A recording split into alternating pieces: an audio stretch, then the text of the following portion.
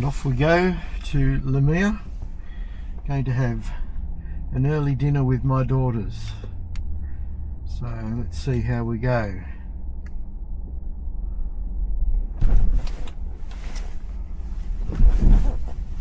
Got out of the garage well that time. And yeah, we're on the wrong side of the road again in this street. It will either drive right into the corner and stop, or just go that little bit on the wrong side of the road, and then it gets itself on the left side and off we go. I had a good drive to and from Annandale today in the car. No interventions at all. In fact, it parked me at Annandale in the street.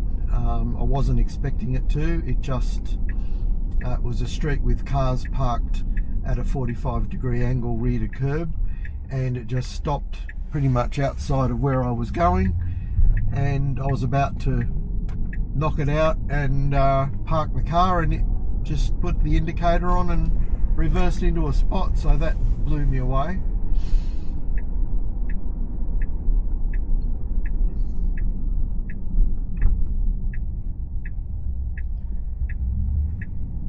Green arrow. Very good. It's about 3:45 and we're getting a fair bit of traffic now. Not as heavy because school holidays is on, of course.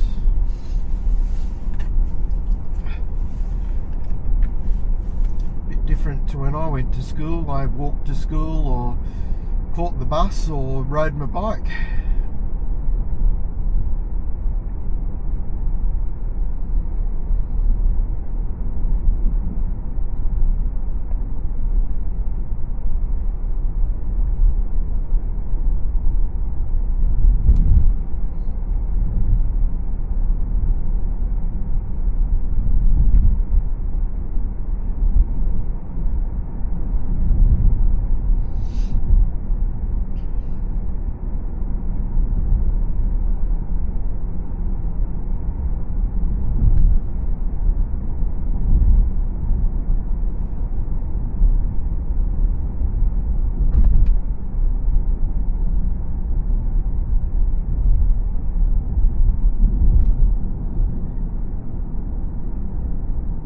This did some great lane changes when I was on the motorway. I didn't have the camera on at the time, but it moved across a number of lanes in heavily congested traffic. It put the indicator on at one stage to move across, but then the car in the lane we were moving to accelerated up and blocked the car, so the car then accelerated to the next spot in front of the next car and then put the indicator on and moved across. So it was almost sentient. This lane will slow down here because people will be turning into the car park here.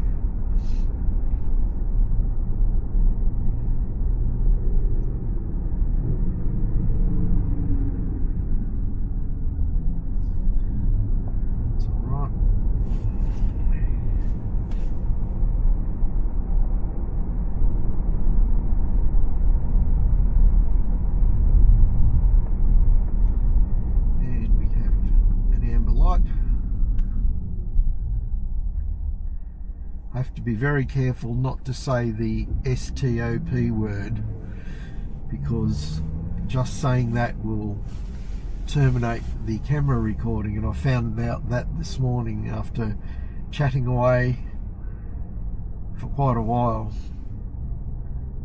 So I'll be turning the voice recognition off on that next time I get a chance, and just turn it on and off manually.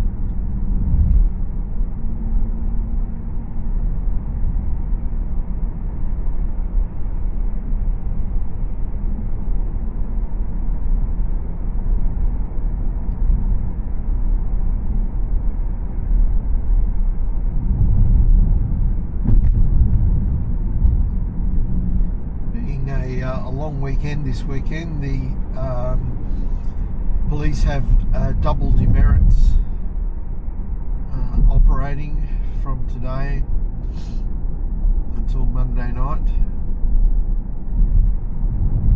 Don't know if that will affect the behaviour of some drivers. It doesn't seem to. You rarely see any police on the roads anyway. There'll probably be some random breath testing out tonight.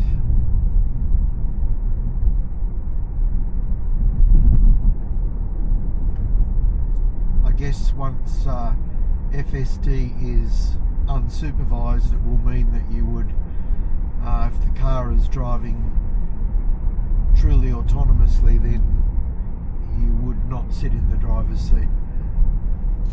And then I would imagine you could go to sleep while you're going along, or have a few drinks, and if the car gets stopped, well, they can test the car. I don't know how that's going to work, but that will happen. I can see myself sitting in the passenger seat and being driven home from a gig and just going to sleep and arriving at home, unless I'm at the lights and get run over by a truck, which happens to some people, unfortunately. That's my biggest fear, is something happening when you're not moving and not being able to do anything about it. It's just wanting me to apply a slight torque to the steering wheel. Does that every now and then. I think it may be because I've got sunglasses on and it can't see my eyes for watching, although sometimes it doesn't. But generally I don't have to touch the steering wheel or anything for a whole trip. My hands are just below the wheel so I can get to it quickly. I've got no fear of the car not braking when it needs to, and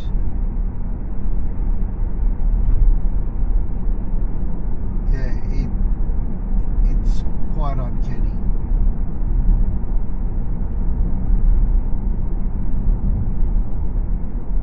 It's very easy to forget that the car is driving itself. You feel just like a passenger sitting in a car, except you're sitting behind the steering wheel.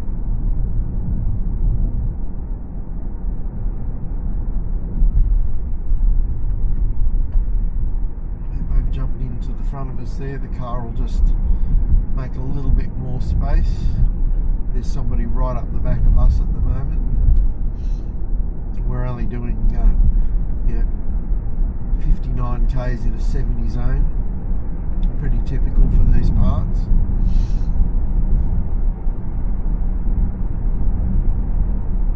A lot of debris on the road there. There's been a crash. Why would a crash happen on a relatively straight piece of road?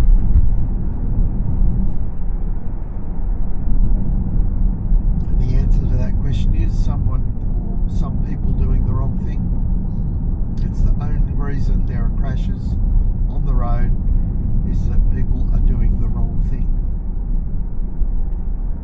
This is where autonomous vehicles will save so many lives. In fact, it'll save more lives than all of the rules, regulations and safety systems that are currently in cars combined. So I hope other manufacturers will adopt the Tesla FSD platform. As Tesla said that they will license it to other manufacturers, but those manufacturers will need to build the vehicles to accommodate the FSD. In other words, they will need to tear down Teslas and put all of the cameras in exactly the same positions and viewing angles as what they are in the comparable Tesla vehicles. Same height off the ground, exactly the same position. Because the AI model has been trained on this here, and they would need to get, probably hundreds of millions of miles driven on a vehicle which had a different configuration.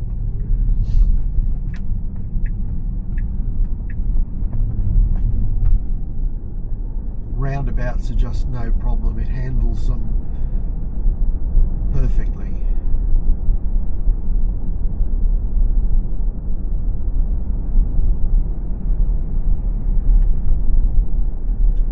It doesn't speed, it doesn't tailgate, it doesn't cut people off,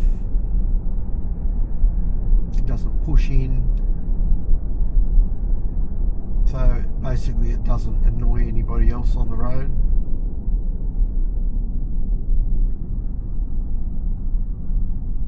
I haven't been brake checked by anybody when I've been using FSD as yet, but I'm sure that will happen. And it won't bother FSD, it'll just handle it. It won't get agitated or want to get revenge. Not that I do that myself, but some people do. And then it escalates into a road rage. And that's something you want to avoid at all costs, because you don't know what the other person has got, what they're going to do, or what their mental state is, or what drugs they may be on. They had a big RBT blitz on the M5 not long ago where they stopped. They set up an RBT on every exit on the M5 from the city right down to Picton. So they tested every car, and they tested something like 20,000 motorists. It was in the evening, so 20,000 motorists, and out of that they got about, I think, 1,200 people for drink driving. And of the people they tested, I think 1,200 people for drugs, and out of those they got was actually a higher percentage than the alcohol. I can't remember the exact figures, I'll have to look it up, but you can search for that. It was quite frightening really, the amount of people that have got drugs in their system, speed or cocaine or marijuana or crack.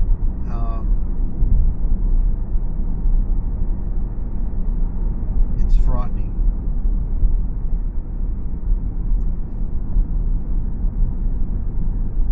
The road toll is up over the last couple of years, in spite of all of the extra increases in fines and laws, and you're doing average speed cameras and all this sort of thing. You never see any police on the road hardly. That's one of the problems. And then they just fine these people and let them back out on the road. They need to get them off the road and not let them come back on ever.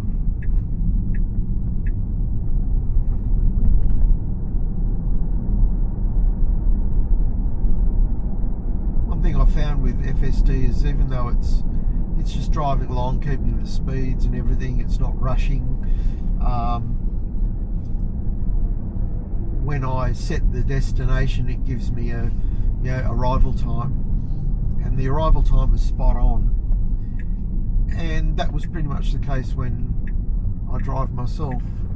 It does the same thing, but this is driving a lot more relaxed than how I generally drive. Be a little bit quicker, and a bit quicker getting away at the lights. just goes to show you that just going along gets you there in the same time. You've only got to get one or two red lights and any gains you've made have been taken away. You just feel like you're getting there quicker. Now we're nearly at the destination, the Outback Steakhouse.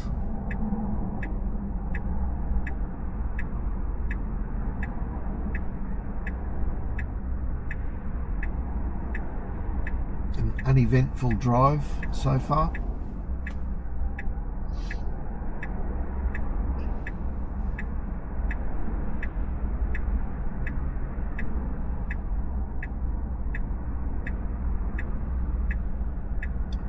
Certainly gives you a chance to look around a bit more when you're driving and notice what other drivers are doing, how they're holding the wheel, how they're looking when they're driving, whether they've got a phone in their hand. That's pretty scary when you realise how many people are looking down at their phones all the time. And I think that's probably the main reason why we're seeing an increase in road trauma and deaths.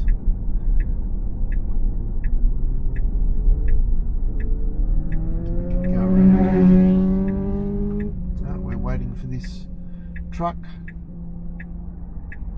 It's going to go this time, turns its wheels, gets around the corner, and now it's going into the driveway of the destination.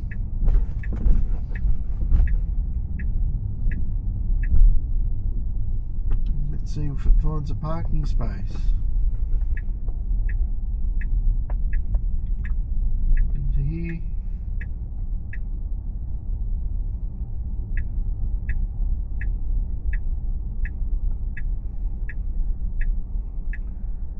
Yep, it's going to park there. Looks like it's going to park in a disabled spot. So it needs not to do that. So I'm going to disengage.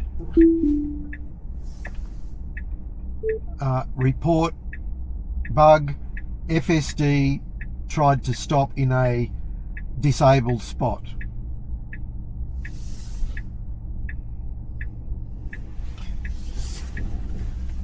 So I'll go back up to here.